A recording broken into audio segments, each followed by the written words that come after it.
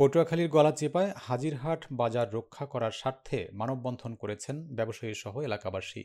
বুধবার সকাল ১০টার দিকে চরকাজল ইউনিয়নের বড় শিবা গ্রামের হাজিরহাট নামক স্থানে ঘণ্টাব্যাপী মানববন্ধন করা হয়েছে।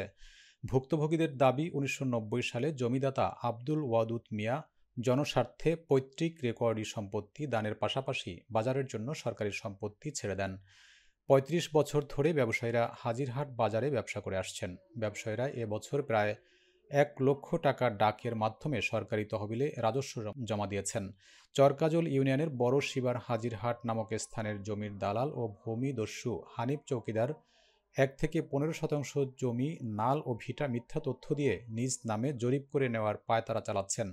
হাজিরহাট বাজারটি হানিফ চৌকিদারের নামে জরিপ করা হলে প্রায় ৪,০০০ কর্মজীবী লোক তাদের পরিবারসহ কর্ম হারাবেন। ৯ নভেম্বর ২০২২ সালে ব্যক্তি মালিকানায় জরিপ না দেওয়া পর্যন্ত ৩১ ধারা আপিল অফিস বরিশালে আবেদন করা হয়েছে। কাতারে প্রবাসী বাংলাদেশিদের জন্য ইফতার ও দোয়া মাহফিলের আয়োজন করেছে বাংলাদেশ অনলাইন অ্যাক্টিভিটিস কমিউনিটি কাতার। কাতারের রাজধানী দোহার দোহা জাদিদ এলাকায় সুলতানস ডাইন রেস্টুরেন্টের হলরুমে অসংখ্য প্রবাসী বাংলাদেশিদের উপস্থিতিতে এ দোয়া ও ইফতার মাহফিল অনুষ্ঠিত হয়। সহকর্মী মোশাররফ হোসেন জনি জানান, শাহ আলম খানের সঞ্চালনায় অনুষ্ঠানে সভাপতিত্ব করেন সভাপতি মোহাম্মদ আল আমিন খান। অনুষ্ঠানে প্রধান অতিথি হিসেবে বক্তব্য রাখেন কাতারে নিযুক্ত বাংলাদেশের রাষ্ট্রদূত মোহাম্মদ নজরুল ইসলাম। বিশেষ অতিথি হিসেবে উপস্থিত ছিলেন কাতারস্থ বাংলাদেশ দূতাবাসের শ্রম কাউন্সিলর মাকসুদুল কবির, কমিউনিটি ব্যক্তিত্ব আনোয়ার হোসেন আকন, বিমান বাংলাদেশ এয়ারলাইন্সের ম্যানেজার কামাল উদ্দিন প্রমুখ। এছাড়াও আরও উপস্থিত ছিলেন রাজীব, হেলাল উদ্দিন, দুলাল উদ্দিন, বাবু, জয়, সুজন, মাসুম, পারভেজ, নূর, মারুফ, যাদেব সহ আরও অনেকে। হৃদয়ে বাংলাদেশ প্রবাসী একতা সংঘ কর্তৃক আয়োজিত ইফতার ও দোয়া মাহফিল ২০২৫ অনুষ্ঠিত হয়েছে।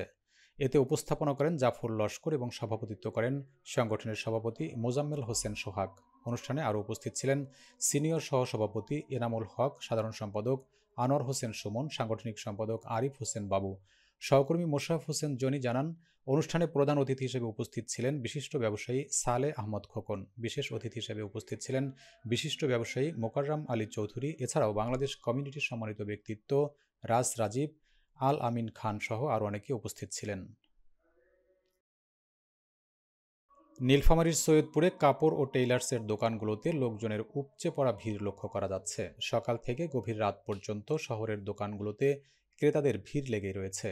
কদিন আগেও যেখানে মনে হয়েছিল এবারে বর্তমানে পরিস্থিতিতে বাজারের অবস্থা তেমন ভালো না হওয়ায় বেচাকেনা তেমন জমে উঠবে না, কিন্তু বর্তমানে তার উল্টোটা লক্ষ্য করা যাচ্ছে। ঈদের কেনাকাটা উপলক্ষে শহরের মার্কেট, শোরুমগুলো সহ বিভিন্ন পণ্যের দোকানগুলোতে করা হয়েছে আলোকসজ্জা, যার ফলে শহর যেন সেজেছে বর্ণিল সাজে। শহরের টেইলার্সের দোকানগুলো ঘুরে দেখা যায় টেইলার্স মাস্টাররা শার্ট, প্যান্ট, পাঞ্জাবি, পায়জামা, ফ্রক, থ্রি পিস, লেহেঙ্গার কাপড় কাটতে ব্যস্ত সময় পার করছেন। বাজারে দ্রব্যমূল্য বেড়ে যাওয়ায় সেলাইয়ের দামও বেড়ে গেছে। তাছাড়া কারিগররা সেলাইয়ের মজুরির মূল্যও বাড়িয়েছে। কাপড়ের দোকানগুলো ঘুরে দেখা গেছে দোকানগুলোতে বেশ ভিড়। তাছাড়া টেইলার্সের দোকানগুলোতে ২-১ দিনের মধ্যে সেলাইয়ের অর্ডার নেওয়া বন্ধ হওয়ার আশঙ্কায় ক্রেতারা শার্ট, প্যান্ট, পাঞ্জাবি, পাজামা, সালোয়ার কামিজ, থ্রি পিসের কাপড় কিনতে ব্যস্ত সময় পার করছেন। কথা হলে বেশ কজন কাপড় বিক্রেতা জানান, এখন বেচাকেনা শুরু হলেও গত বছরের মতো নয়। তবে ২-১ দিনে ক্রেতাদের ভিড় বাড়ার আশা ব্যক্ত করেছেন তারা। ব্র্যান্ডের শোরুমগুলো ঘুরে দেখা গেছে টপ 10, পাইপল, Walker, Richman, Lubnan, Bonds, Easy Fashion, Adlib, Style Valley, Bell, Dear, Masterman সহ প্রায় ২০টির মতো গড়ে ওঠা শোরুমে নারী পুরুষ ক্রেতাদের ভিড় লেগে রয়েছে। বেশিরভাগ এসব শোরুমে শার্ট, প্যান্ট, পাঞ্জাবি, পায়জামা, সালোয়ার কামিজ, থ্রি পিস এর কাপড়সহ সকল প্রকার পরনের রেডিমেড পোশাক পাওয়া যায়। তাছাড়া এসব শোরুমে স্যান্ডেল, জুতা, কসমেটিক্স, কোমরের বেল্ট, ভ্যানিটি ব্যাগ সহ সব ধরনের পণ্য পাওয়া যাওয়ায় নারী পুরুষ সব ধরনের ক্রেতাদের ভিড় বেশি। এসব শোরুমে কিনতে আসা ক্রেতার সাথে কথা হলে তারা যেমন সন্তুষ্টি প্রকাশ করেন, তেমনি শোরুমের ম্যানেজাররাও সন্তুষ্টি প্রকাশ করেন।